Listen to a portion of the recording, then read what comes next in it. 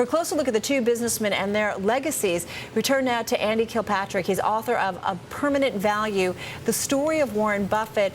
Also with us, Shahid Khan. He's chairman of software maker MediaMorph and managing partner of tech consulting firm Meridian Advisor Group, and also managing partner of MAG. That's it.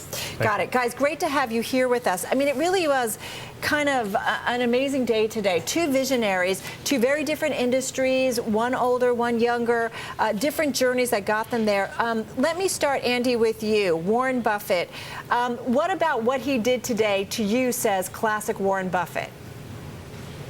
Carol, it is classic Warren Buffett. He's done this sort of investment of a preferred stock. He did it back in the Solomon days. That didn't come out great, but this is a preferred stock investment where he's got a lot of security, and it should turn out to be a good deal for Berkshire. It should turn out to be a good deal for Bank of America. Well, you know, and let's just bring up a chart, everybody, because let's just take a look at the three-day chart of Bank of America shares, because it did turn out to be a very good day for BofA. And it's interesting, we've been really tracking this stock over the last week. And I don't know if we can bring it up for everybody. But as we mentioned, on news of Warren Buffett today, the stock did spike big time. In fact, it was up about 25%, ending the day up about 9%. But just take a look at what we've seen in BofA shares over those 3 days, steadily getting, you know, really just kind of being kicked around a lot based on the news and what people had to say about the future of BofA. Andy, do you think Warren Buffett had any idea that what he would do today would give BofA the lift it really needed? Kind of, as we keep saying, the good housekeeping seal of approval. Do you think he really kind of got it when he was going to do this? Well, Carol, I think so. I think it's meant to be a confidence builder in the bank at a time when the economy is bad and they've got mortgage problems.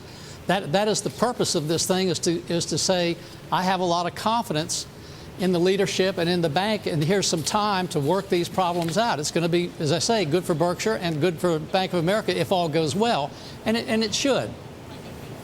I mean, you know, this since way back in Solomon Brothers days, in Liar's Poker, this is the reason that good friend called Warren Buffett. More recently, this is the reason that Lloyd Blankfein called Warren Buffett, and surely it's the reason that Brian Moynihan called him. I wonder if you think that Buffett this called Moynihan. Yeah, Buffett called Moynihan. I wonder if you think that this is any more risky than those other two. Well, I don't think you know until ask them 10 years from now. We'll see. I think any financial institution is somewhat risky, but the Goldman Sachs thing worked out very well. Solomon, okay. Others that he's done, US Air, took a long time to work out, kind of flat, but the common shareholder came out terribly, whereas Buffett came out okay because it was a preferred investment. We don't know on this, but presumably it will. But by the way, Andy, I mean, you say Buffett called Moynihan. I mean, do you know anything more about the details of how this deal got done? Because I think it's interesting that Warren Buffett also just got off the phone with President Obama. The story I heard was that Buffett was in the bathtub yesterday and dreamed this thing up, and here it is today, and the deal is done. Now that shows the power of Buffett, the aura around him, how fast that cash moved, and how quickly it's helped Bank of America. So that's the reason that they're not going to accept an investment from you and me, they're going to accept it from Buffett. So the speed with which this and the amount is staggering. Only Buffett can do it. Maybe Steve Jobs can do it, but not many people. Yeah, you know, we mentioned that, you know, really two iconic businessmen, and I want to bring in Shahid here, because Steve Jobs, you know, it's interesting, you know, we've been tracking, you know, over the last few years his health and the concerns and the impact it's had on the company. I mean, the stock did finish down, but just a little bit today. Do you think Steve Jobs, he seems like obviously a very smart man, has been slowly kind of putting the pieces in place for eventually the news we got today? Yeah, I think the market already had accounted for Steve Jobs not being at the helm. There was no Steve Jobs premium in the stock price. Yesterday, it took a little bit hit in the aftermarket trading, but today it's pretty much back to normal. So you think, you know, it's obviously, not what investors want to see. I mean, they identify Apple, as somebody said earlier, I think our Corey Johnson mentioned that the genetic makeup of Steve Jobs is really the genetic makeup of Apple. But again, he's a smart man. He's had Tim Cook in place for several years. People have kind of gotten used to hearing news about Steve Jobs. So do you think at this point they're feeling a little bit more comfortable, Shahid, about kind of what's the future of Apple here, potentially without a Steve Jobs as CEO? He's going to be chairman, but not as CEO. The way I look at it, all the analysis that I've been hearing today is taking this Apple and Steve Jobs news in isolation. But if you combine that with the events in the industry over the last 10 days, the industry itself is an inflection point with Google's acquisition of Motorola, with HP dumping Web OS. In the whole mobile industry, we're down to a three-horse race. And it's basically Android, it's Apple's iOS, and it's Microsoft.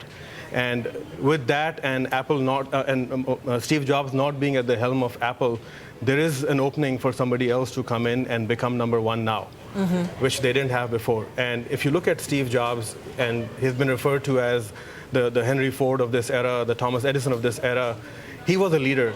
He was a legend in the industry. He's the guy who came up with products that transformed the industry, as well as created cultural changes. Right. Nobody knew that you needed an iPad. He never did any market research. He came up with the iPad, and it's now part and parcel of people's life. Right. Similarly, in '98, I remember I was part of the music industry, and they were all fighting with each other, trying to figure out how to do digital music. Apple came in, launched iPod, and that transformed the entire industry. Right. Not many people in the industry have that kind of a potential and charisma. Well, it's not just technology. He really just made consumer products that everybody loved. Hey, I want to just bring some of the notes, or actually some of the tweets that were done involving Steve Jobs today. Everyone from Eric Schmidt to Mark Cuban sounded off on Jobs' departure as Apple's CEO. Check him out, everybody. We've got Henry Kissinger saying Steve Jobs was the Augusto Pinochet of Silicon Valley, visionary, strong, brave, and utterly ruthless with his competition. Also, Paper Biscuit saying Apple and Steve Jobs was the closest thing I have to following a sports team. And then you've got Eric Schmidt, Google chairman, of course. He uniquely combined an artist's touch and an engineer's vision to build an extraordinary company, one of the greatest American leaders in history. So some people weighing in. I thought it was interesting in terms of what they had to say that, Shahid, he was a tough guy, wasn't he, Steve Jobs? He was a very tough guy, yes. Or he is a tough guy. He still is a tough guy. He's been fighting cancer for a long time, right, and still coming up with outstanding products. But in terms of working within Apple and the culture, he's tough with, I'm assuming, everybody that he works with. He was a perfectionist, so with him it was about coming up with really innovative, groundbreaking ideas and then focusing on flawless execution. Everything that he launched was perfect with immaculate user experience. Not true for software companies and things like that, but with products, he had to make sure that everything runs perfectly and it's a very seamless user experience. Andy, I was thinking about this with regards to Eric Schmidt's tweets or statements or whatever about Steve Jobs. He is a tough guy, tough competitor. What about Warren Buffett? I mean, we all think of him as kind of this kind, older, grandfatherly, kind of altruistic American, but is he a tough guy too? I mean, when he's sitting in the bathtub coming up with a plan for Brian Moynihan, is he making sure that he comes out on top here? I think he's tough on business deals, but as you know, he's very much a gentleman and very folksy and very funny on the surface. But underneath, it's a tough guy, and just strictly business. Nothing evil or bad. Just going to put if they don't take the deal, he's not going to do it. Tough on business, but a very warm and generous and funny person on the outside. All right, so warm and generous on the, I'm sorry, Matt, but I'm just curious. I mean, do you think that his guys, he was tough on his guys, Warren Buffett, kind of poring over Bank of America's books leading up to this offer? I mean, they didn't seem like they had a lot of time here. I don't think he was tough on anybody. I think he told the assistant to give Moynihan's assistant a call. If he discussed it with anybody, I don't know, but usually Buffett just makes a phone call and it's sort of yes or no. Or when he's buying a business, I'll pay you this. Do you want it? Yes or no? He doesn't run it around many people, if anybody. I kind of wonder if Steve Jobs has that warmth as well, because we all love him. A lot of people yesterday got very emotional and teary because they love the products and the company so much. But you hear from Steve Wozniak, who founded the company with him, and says he doesn't really talk to him that much. He doesn't really know how he's doing personally. I mean, is he a warm, personable guy as well, or just a leader, a visionary, a winner? Shahid. I think in addition to being warm, you have to make sure that as a leader, you have the ability to inspire leadership, the ability to inspire ideas and vision. And that's what Steve Jobs had. He would inspire people to come up with vision and make sure that they're executing on that flawlessly. Now, between Phil and Scott, he has a good team in place with Tim Cook under the leadership, but he has a team of amazing managers. He was a leader. There's a big difference in that.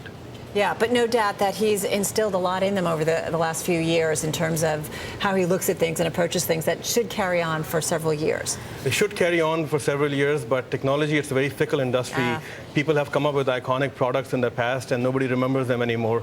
MySpace used to be big. Facebook has taken over. Right. So if you leave any gap in the marketplace, others can come in and take it over. We got to run. Shahid Khan, thank you so much for some insights, certainly on Steve Jobs and Apple. And Andy Kilpatrick, author of Permanent Value, The Story of Warren Buffett, for his thoughts on Mr. Buffett as well. Coming up.